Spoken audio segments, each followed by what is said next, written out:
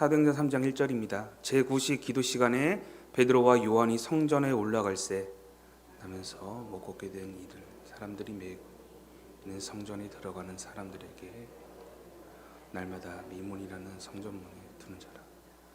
그가 베드로와 요한이 성전에 들어가려 함을 보고 구걸하거늘 베드로가 요한과 더불어 주목하여 이르되 우리를 보라. 그가 그들에게서 무엇을 얻을까 하여 바라보거늘 베드로가 이르되 은과 금은 내게 없거니와 내게 있는 이것을 내게 주노니 나사렛 예수 그리스도 이름으로 일어나 오른손을 잡아 일으키니 발과 발목이 곧 힘을 얻고 뛰어서서 걸으며 그들이 함께 성전에 들어가면서 걷기도 하고 뛰기도 하며 하나님을 모든 백성이 그 걷는 것과 하나님을 찬송함을 보고 함께 읽습니다. 그가 본래 성전 미문에 앉아 구걸하던 사람인 줄 알고 그에게 일어난 일로 인하여 심히 놀랍게 여기며 논하니라. 아멘.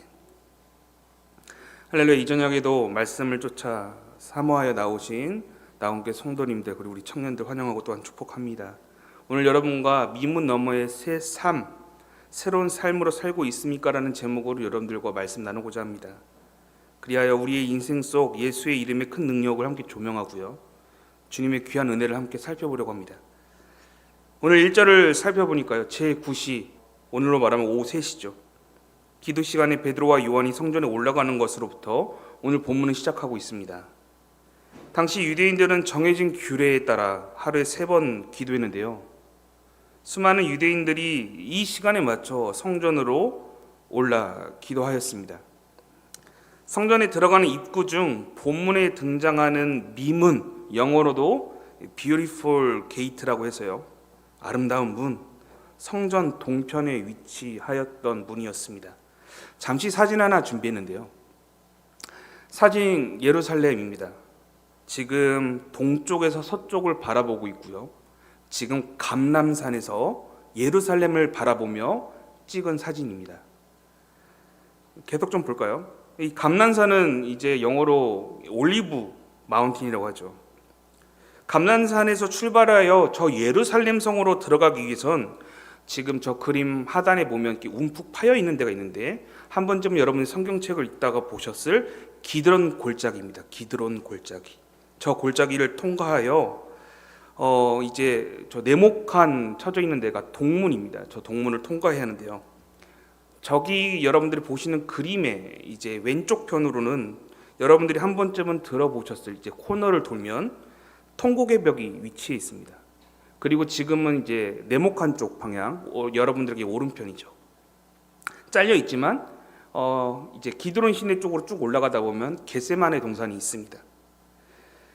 지금 네모칸으로 보이시는 저 동문과 지금은 이제 아까 말했듯이 겟세마네 동산 쪽으로 이어져 있는 또 하나의 문, 양문이 존재합니다. 이렇게 해서 동쪽으로 들어갈 수 있는 문은 총 2가지의 문이 존재합니다.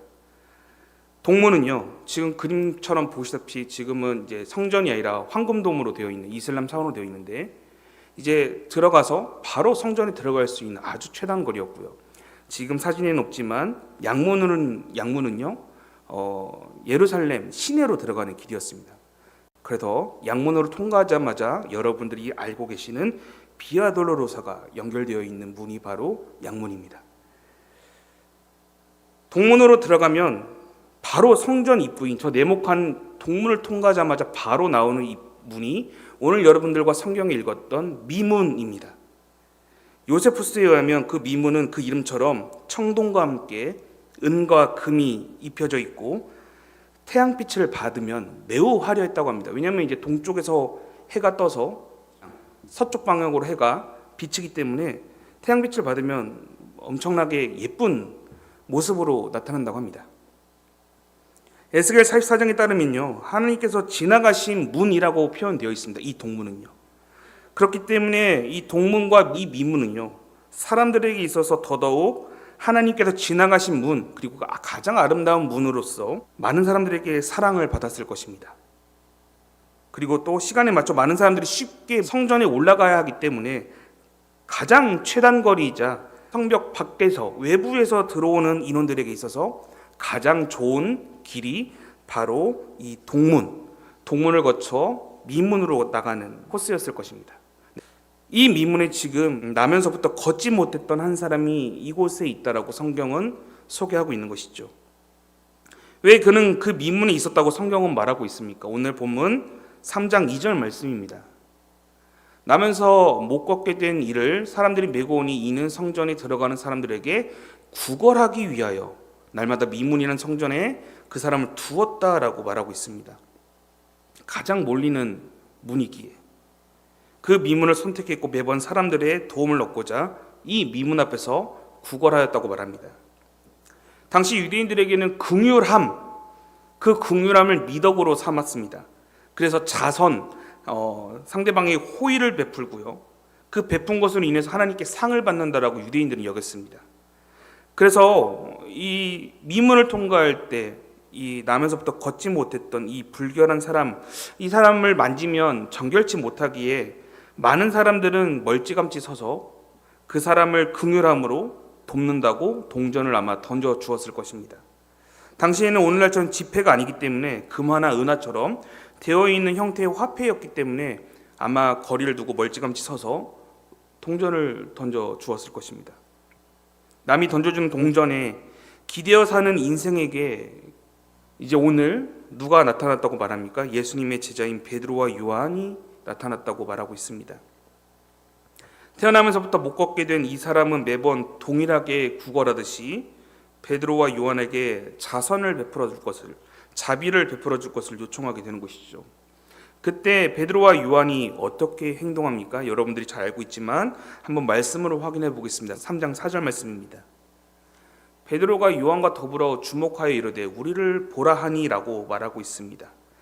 가장 먼저 베드로와 요한이 무엇을 하였다고 지금 성경은 말하고 있습니까, 여러분? 우리를 보라, 이 말이 가장 우선되었습니까? 아닙니다. 가장 먼저 한 것은 주목하는 것이었습니다. 지금 잘 보시면 주목하고 있는 사람은요, 병자가 주목하고 있는 것이 아닙니다. 베드로와 요한이 주목하고 있다라고 말하고 있습니다. 그렇다면 이 베드로와 요한은 무엇을 지금 주목하고 있는 것일까요?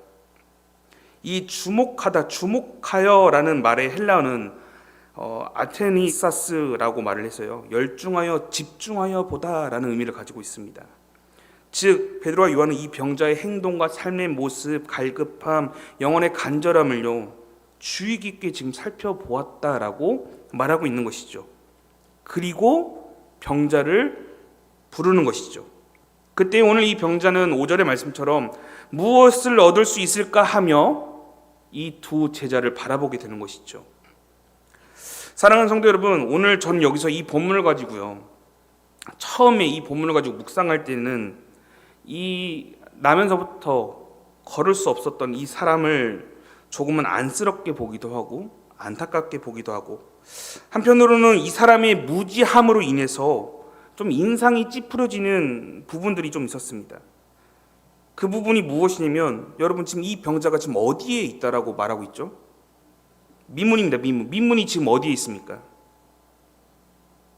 성전에 들어가는 입구니까요. 성전문이죠. 그가 지금 성전에 기도하는 것이 아니라 물질을 선택하고 있는 모습을 발견하게 됩니다. 지금 자신의 처지와 상황을 하나님께 아뢰어 기도해야 하는데 그의 삶의 비참함을 두고 하나님께 간구하는 것이 아니라 지금 이것을 이용하여 성전 문 안에 들어가는 사람들을 이용하여 지금 구걸하고 돈을 벌고 있다는 것이죠.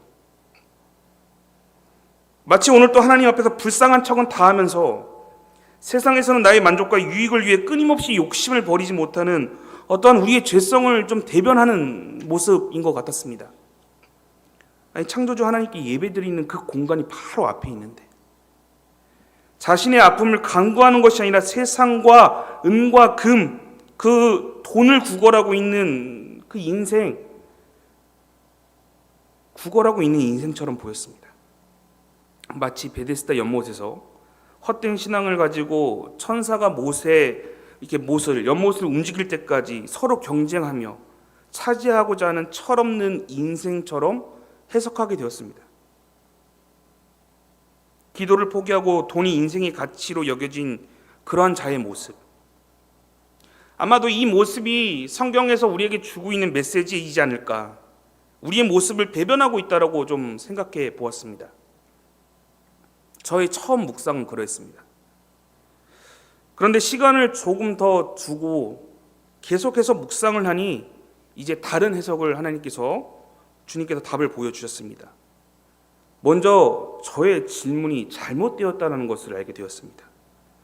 왜 미문을 넘어 그는 기도하지 않고 구걸하고 있었던가? 이 질문이 사실은 잘못되었던 것이죠. 사실 미문을 넘지 않은 것이 아니라 미문을 넘을 수가 없었던 것입니다. 그는 정결하지 않았기에 이 미문을 넘어서는 안 되었던 사람이었던 것이었죠. 그렇기에 성전은 실상 이 병자에게는 넘을 수 없는 한계선이었습니다. 그의 삶에 더 이상 성전의 미문은 아름다운 문이 될 수 없는 문이었던 것이었죠. 수많은 시간이 지나도 그 문은 여전히 시간이 지나도 아름다웠지만 이 시간이 지나갈수록 이 인생에게 있어서는 아름답지도 않았을 것입니다. 조금 더 그의 삶을 조금 더 들어가 보겠습니다. 코앞에 성전이 보이고요. 시간이 되면 찬양과 기도의 소리가 성전에서 흘러 미문까지 도달했을 것입니다. 하나님을 향한 존귀와 영광이 올려지는 예배가 계속해서 귀로 들렸을 것이죠. 그러나 그는 그 문을 넘어갈 수가 없습니다. 매일 각기 다른 수많은 사람들이 그 미문을 통과하여 예배 드렸을 것입니다. 오늘 사도행전 3장 10절 말씀을 살펴보니까요, 많은 사람들이 이 구걸하던 사람을 알아보았을 것이나 나면서부터 못 걷게 된 이 사람은 그 너무나도 많은 사람들을 다 알아보지 못했을 것입니다.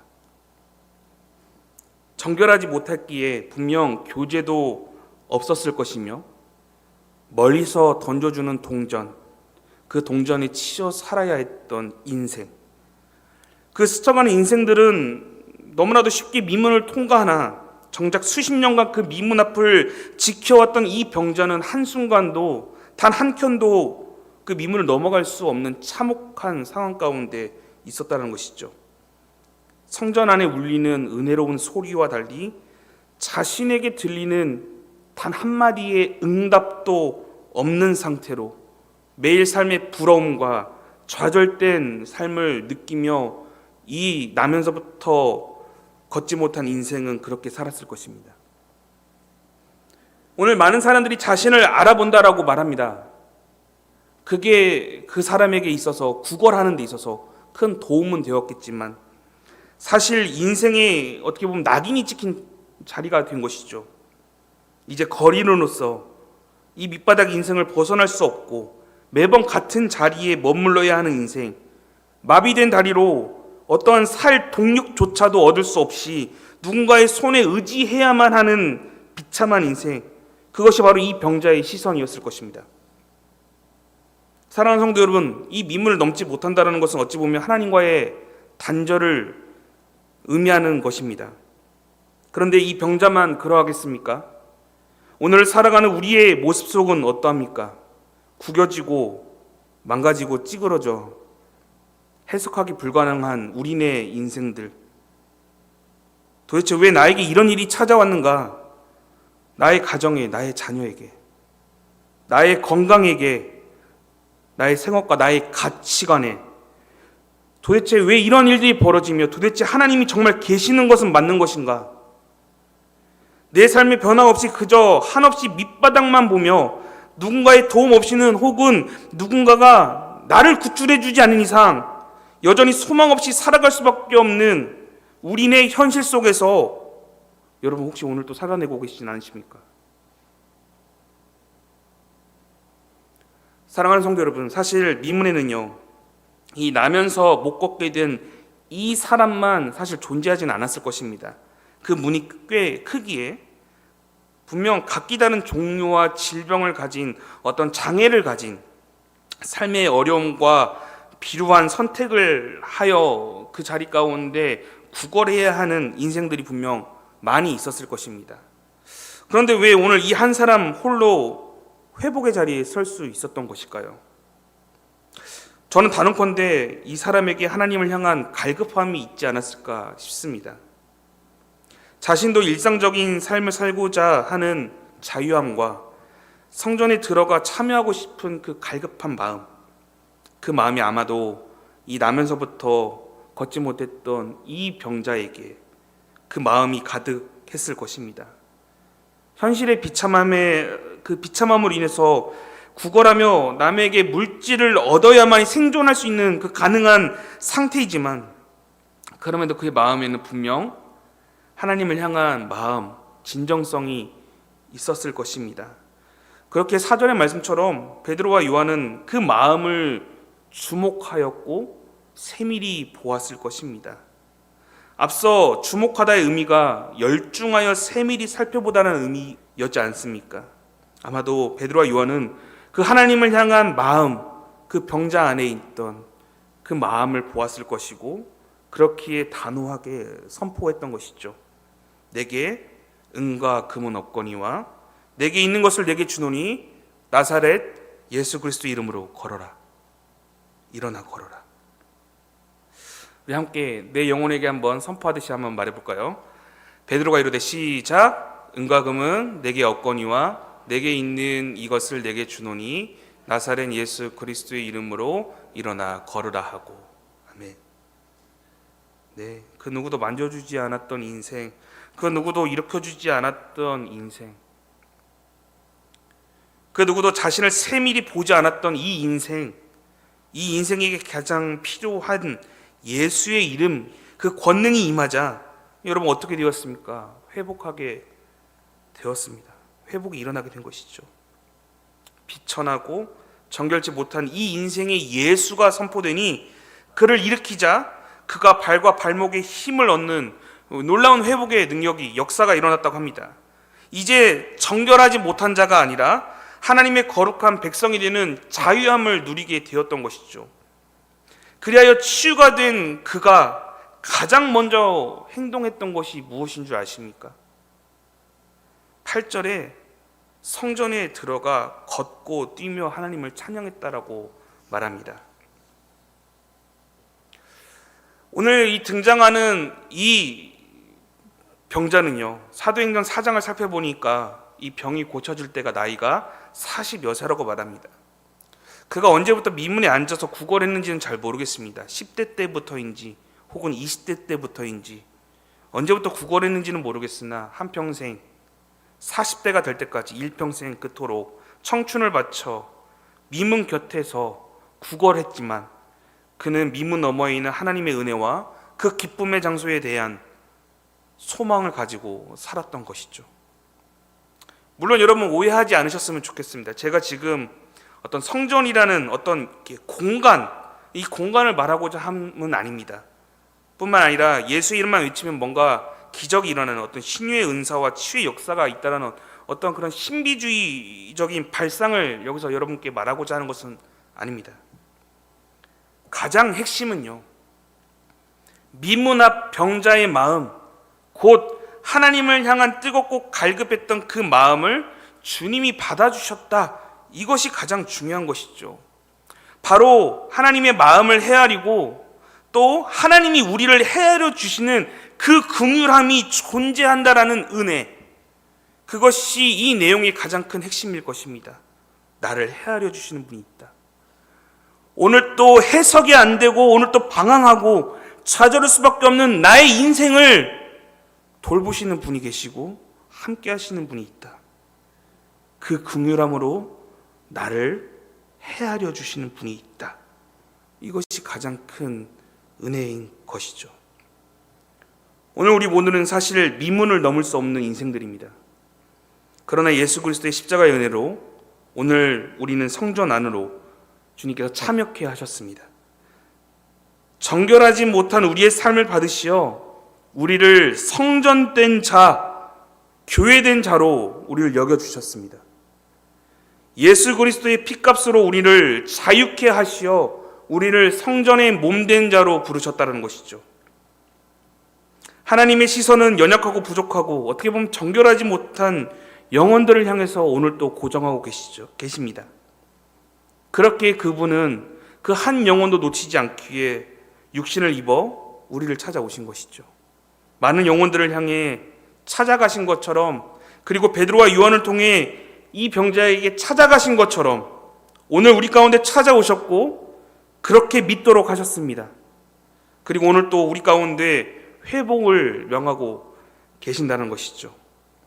주님께서 우리를 반드시 회복시키실 것입니다. 우리의 해석되지도 않고 일그러진 우리의 일생, 망가져버린 우리의 삶 속에 주님은 반드시 회복시키신다는 것이죠. 병자가 걷고 뛰어 하나님을 높이듯이 반드시 우리의 삶을 바꿔주실 것입니다. 오늘 여러분과 잠시 이사야의 말씀과 하박국의 말씀을 연달아서 살펴볼 건데요, 그 말씀에는 이러한 내용들이 담겨져 있습니다. 먼저 이사야 35장입니다. 그때의 저는 자는, 다리 저는 자는 사슴과 같이 뛸 것이다. 하박국 3장입니다. 주 여호와는 나의 힘이시라. 나의 발을 사슴과 같게 하사 나로 나의 높은 곳에 다니게 하시리로다 라고 말하고 있습니다. 이 두 예언서는요, 마지막 때 곧 종말론적인 시선을 가지고 있는 두 권의 성경이죠. 이 마지막 때에 지금 우리가 함께 읽었듯이 사슴과 같이 회복시키시고 우리의 삶을 변화시키실 것을 사실 선언하고 있습니다. 지금 민문 앞에서에 있던 그 병자의 인생이 바뀐 것처럼 우리의 삶이 오늘 멈춰져 있는 것 같고 좌절된 것 같지만 반드시 주님은 우리를 말씀을 읽었듯이 사슴과 같이 뛰어놀 수 있도록, 저는 자가 나 사슴과 같이 뛸 수 있도록 그렇게 우리의 인생을 바꿔 주시겠다라고 성경은 우리에게 증언하고 선언하고 있는 것이죠. 왜요? 주 여호와가 우리에게 능력 되시는 분이시기에, 우리에게 힘 되시는 분이시기에, 그분 스스로가 나 여호와가 너희의 힘이다라는 사실을, 그 사실을 높임받기 위해서 하나님께서는 우리의 삶 가운데 분명히 역사하시고 회복시키실 것이, 여러분 믿으셔야 합니다. 그렇다면 여러분, 민문 앞에서 혹은 민문 너머에 우리의 모습을 이제 좀 살펴봐야죠. 우리의 모습과 시선, 여러분 어떻게 바뀌어야 하겠습니까? 오늘 우리의 시선에 대한 부분만 함께 점검하고 이 시간 좀 마무리하겠습니다. 가장 먼저 여기서 오늘 성경 본문에서 등장하고 있는 예수의 제자, 즉 베드로와 요한의 시선으로 좀 한번 살펴봅시다. 지금 이들은 무엇을 주목하였다고 앞서 우리가 말씀을 통해 보았습니까? 예수 그리스도의 마음으로 누군가의 갈급함을 보았고 그 갈급함 가운데 단 하나의 이름만을 주목하여 전하였습니다. 그리고 최종적으로 베드로와 요한은 영혼을 보았던 것이죠. 그렇다면 미문 곁에서 구걸하고 있는 많은 병자들의 시선은 어땠을까요? 미문 곁에 지나가는 자들은 은과 금, 돈을 보았을 것입니다. 물질을 보았을 것입니다. 그들의 마음 가운데 하나님의 도우심을 구하는 자들이 있다 한들 당장 나의 삶을 인도하실 하나님을 바라본 것이 아니라 그 미문 안으로 들어갈 수 없기에 여전히 망설이고 좌절된 모습으로 쭉 살고 있었던 것이죠. 그리하여 하나님이 아닌 오히려 사람들의 도움과 구휼과 구제를 기대하며 살았을 것입니다. 그리하여 최종적으로 그들은 물질을 보며 살았던 것이죠. 그렇다면 마지막으로 병자들 말고 그냥 주변에 있던 사람들의 반응을 한번, 그 시선을 한번 생각해 봅시다. 이 사람들은 어땠을까요? 사실 병자에게 관심은 없었을 것 같습니다. 그저 이 아름다운 미문을 주목하며 자신들의 유대 관습에 따라 반복되고 습관적으로 하고 있는 그 기도에 열중했을 것입니다. 자신들의 품위와 자신들의 법을 유지하기 위해 정결법이라 하여 일상 속에서 아주 평이하게 차별하는 것은 아무렇지 않았을 것입니다. 사랑은 하나도 없으면서 자기가 베푸는 자선에만, 구제에만 신경 쓰며 그 구제를 통해 하나님께서 나에게 상 주실 것이다라며 그 상급만 바랄 뿐 그 마음 가운데 사랑 없이 아름다운 문을 통과하며 살았을 것입니다. 그러면 나는 썩 괜찮은 삶이었다, 나는 전혀 문제없는 사람이다라며 영혼의 안타까움 없이 자신의 여유로움을 따라 미문을 바라보았을 것입니다. 세상이 주는 아름다움과 현상이 주는 황홀함을 누리며 미문만을 바라보았을 것입니다. 그렇다면 여러분, 혹시 여러분은 어떠한 종류의 시선으로 오늘을 살아가고 계십니까? 제자들의 시선으로 긍휼함으로 오늘도 살아내고 계십니까? 아니면 내 인생은 왜 이러지 하며 마치 미문에 앉아있는 병자와 같이 나의 삶을 한탄하고 누군가를 미워하며 그저 물질 만능주의, 세상의 가치에 따라 사는 것이 최고다라며 혹시 그런 반응과 시선으로 살아내고 계십니까? 아니면 마지막에 보았던 것처럼 긍휼함과 사랑 없이 그저 돕는 일과 베푸는 일들이 형식적이고 그냥 나의 품위를 유지하기 위한 가식적이고 그저 나 하나의 신앙만을 위해서 오늘 또 살아내고 계십니까? 이제 말씀을 좀 정리하면서요, 만약 여러분이 다른 누군가의 영혼의 그 갈증, 갈급함을 보았다면 오직 구원자 되신 예수 그리스도를 오늘 또 여러분은 전하셔야 하고요, 또 그 대상자를 위해서 기도해야 할 것입니다. 왜냐하면 사도행전 4장 12절에 이렇게 말하고 있거든요. 다른 이로서는 구원을 받을 수 없으나 그 어떤 다른 이름이 아닌 우리에게 주신 단 하나의 이름 예수 그리스도, 그 이름만은 우리에게 허락하셨다라는 그 사실. 그렇게 여러분, 이 사실을 여러분 모르시는 분 여기 없으실 겁니다. 그렇다면 여러분 왜 믿지 않는 나의 가족과 자녀를 위해서 기도하진 않으십니까? 여전히 믿음의 방황으로 신앙을 포기하고 있는 나의 구역원들과 세론들을 향해서 여러분 기도하지 않으십니까? 나의 생업의 문제와 질병, 아픔, 여러분들이 가지고 있는 그 수많은 일들 왜 하나님께 아뢰지 않고 그저 미문에 앉아 여러분들 사람들이 주는 구제와 긍휼에 목매며 오늘 또 왜 살아내고 계십니까? 여러분들은 왜 남들을 향해 도와주고 협력하는 그 자리, 기도해 주는 자리에 서지 않고 기도 받는 자리에만 서고자 하십니까?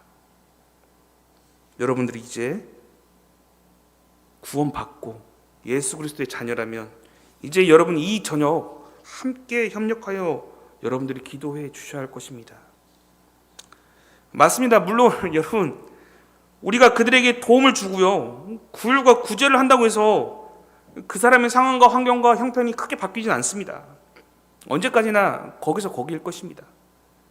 근본적으로 해결과 도움은 되지 않을 것입니다. 사람이 줄 수 있는 것은 한계가 있고요, 만족함을 주지 못하기 때문입니다. 그러나 사람이 할 수 없으나 오직 예수 그리스도, 우리의 능력자 되시며 치료자 되시는 분께서는 불가능한 일이 없으시기에 오직 그분의 이름만 하실 수 있기에 우리는 그분의 이름을 붙들며 함께 기도하고 함께 빌어줘야 하는 것이죠. 함께 울어주고 함께 손잡아 줘야 한다는 것입니다.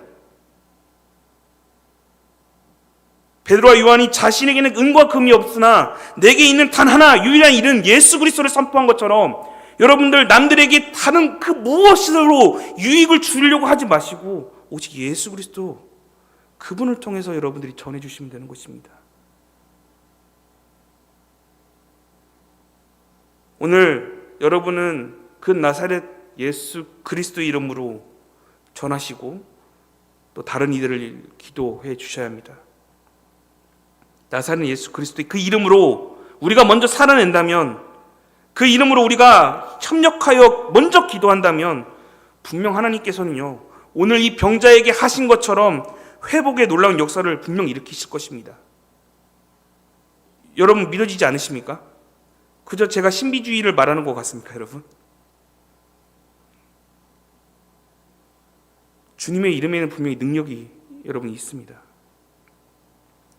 예수님의 이름만 100번 외치면 뭐 고쳐진다, 그런 의미가 아니라요, 그 이름을 믿고 사는 이 공동체 가운데 하나님께서 두세 사람이 모인 그들 가운데 함께 하신다고 말씀하신 것처럼 분명 우리의 기도를 들으실 거고 그분께서 행하신 그 일을 통하여 분명 우리에게 또 다른 간증을 주실 것입니다.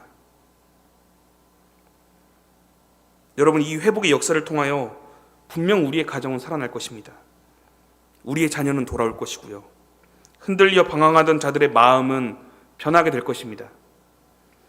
질병으로 고통받는 이들이 치유되고 반드시 회복될 것입니다. 생업과 삶의 문제로 좌절하는 이들, 주님은 그들에게 더 나은 분명한 것들을 예비하셨을 것입니다.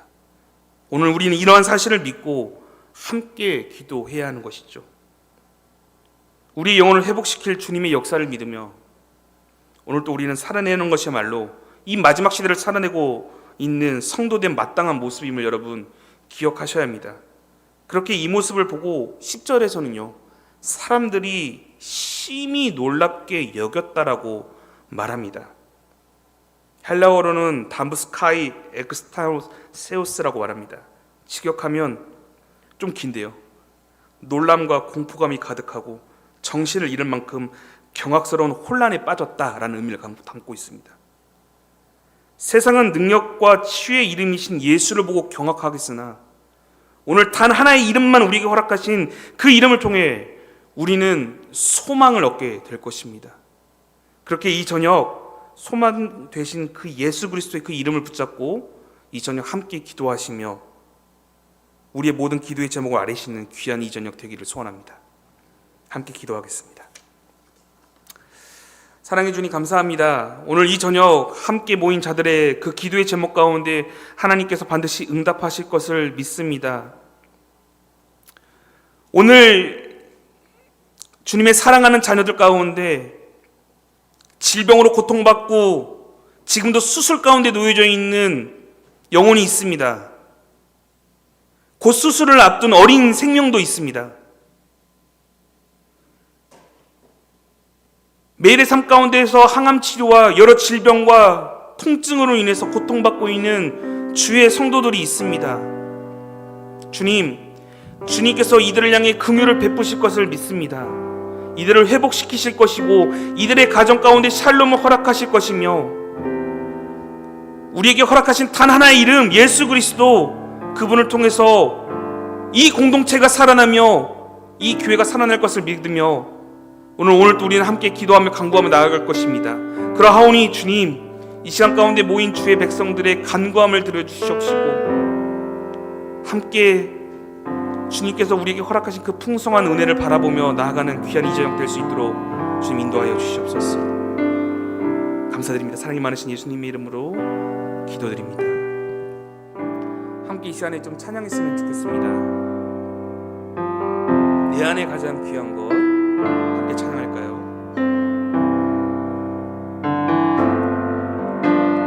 내 안에 가장 귀한 것 예수를 알미라. 금은보다 더 귀한 것, 금은보다 더 귀한 것 예수를 한 번 더 이 가사로 고백해 볼까요? 내 안에 가장 귀한 것, 내 안에 가장 귀한 단 하나의 이름 예수를 알미라. 그 어떤 것보다 귀한 것, 금보다 더 귀한 것 예수를 예수의 이름은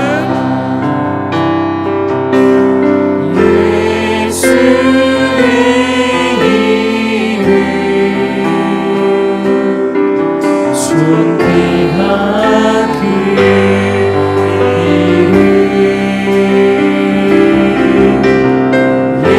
예수의 이름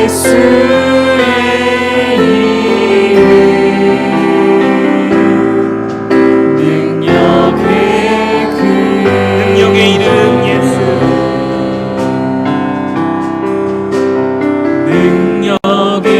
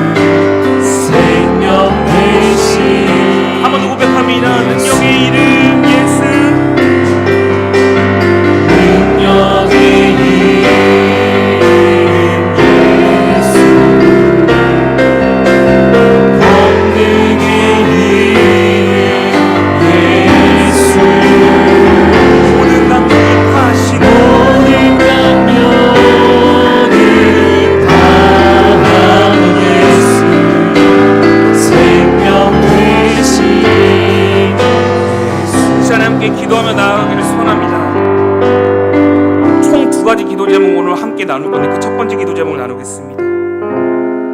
질병과 고통, 어려움 속에 있는 주의 성도들이 있습니다. 이 시간에도 계속 수술하고 있는 성도님 계시고요. 여전히 항암 치료하고 있는, 그리고 곧 수술을 앞둔 어린 생명도 있고요. 여러 허리와 여러 수술로 인해서, 항암 등으로 인해서 고통받고 있는 성도님들이 계십니다. 어떻게 보면 민문 앞에 낙담하고 낙심하고 있을 그 상에 있는 심령들을 위해서 여러분들 함께 기도해 주셨으면 좋겠습니다. 만약 무너진 이 영혼들을 위해서 아무도 기도하지 않는다면, 아무도 함께하지 않는다면, 사실 하나님께 칭찬과 상을 받을 목적으로 동전 몇 개 던져주고 구제하였다고 말하고 있는 유대인들과 다를 바 없을 것입니다. 뿐만 아니라 우리의 믿지 않는 남편과 자녀들, 여러분들 가정들을 위해서 함께 이 시간 기도하겠습니다. 지금 그들에게 필요한 것은 능력의 이름 되신 그 예수 그리스도, 오늘 또 살아서 역사하시는 그분의 자비함과 치유와 회복의 역사를 오늘 또 우리는 요청하며 나아가야 할 것입니다. 그것이야말로 초대교회가 함께 모여 기도하고 모이기를 힘쓰며 서로의 것을 나누던 그 주님의 성전된 교회의 모습, 참된 교회의 모습일 것입니다.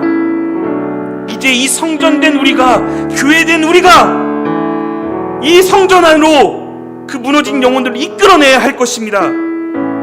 미문 밖에서 성전 안으로 들어오지 못한 채 오늘도 눈물을 뿌리고 있는 그 영혼들을 여러분들 함께 기도해 주셔야 합니다. 이 교회 안으로, 이 성전 안으로 들어오도록, 그래야 쓰러지고 좌절된 그 영혼들이 이제 기뻐 뛰어 사슴과 같이 성전 안에서 기쁨으로 누릴 수 있도록, 그 질병과 여러 상황과 어려움에 놓여있는, 낙심하고 낙담하고 있는 그 영혼들을 위해서 이 시간 함께 기도하며 나아가겠습니다. 함께 기도합니다. 사랑해 주님 감사합니다. 우리의 인생을 책임져 주시고 우리의 삶을 함께 하시는 주님, 오늘도 비참한 삶 가운데 빠져있는 주의 성도들의 삶을 주님 기억하여 다시 설 때 오늘도 자신의 삶의 한 자리도 사유롭지 못하여 질병과 고통, 아픔에 빠져 눈물만 흘리고 있는 주의 성도들이 있음을 고백합니다. 그들의 아픔을 주님 위로해 주시옵시고 그들의 상한 심령을 주님께서 헤아리사 하나님의 살아계심을 목격하며 살아내는 믿음의 가정을, 그리하여 하나님 앞에 소외받지 아니하고 하나님의 은혜가 우리에게 깊숙이 들어와 하나님을 간증하며 하나님의 이름 높이는 믿음의 가정을 될 수 있도록 주여 인도하여 주시옵소서.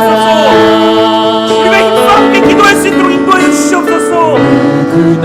가식적으로 기도하는 것이 아니라 그 한 영혼을 위해서 기도하는 우리의 삶이 될 수 있도록 하여 주시옵시고, 우리를 교회로 성전된 자로 먼저 부르셨사오니 우리가 먼저 그들을 위해서 기도하며 우리가 그들을 먼저 향해서 나아가요 손을 내밀어 그들을 향해서 축복하고 그들을 위로하는 주여 몸된 주님의 성전된 자가 될 수 있도록 주님께서 인도하여 주시옵소서. 예요 하나님을 바라보며 나아가는 우리 믿음들을 주님께 인도하여 주시옵소서. 오늘 또 살아서 역사하시는 그분의 자비하심과 그분의 치유와 역사를 오늘 또 우리 삶 가운데서 이루실 주님을 바라보며 나아갑니다. 하나님 오늘도 찾을 때그 가운데 낙심되고 낙심되게 삶의 생명 가운데 주님이 있다는 그 사실을 잊지 아니하며 정말 위로받고 정말로 살아내는 믿음의 가정을 될 수 있도록 도와주여 주시옵소서. 사실은 기도하면서 우리의 눈부러진 인생들을 회복시키시는 주님을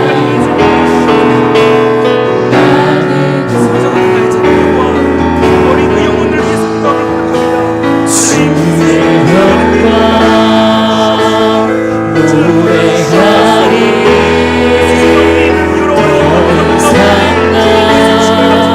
나아가는 힘이 없어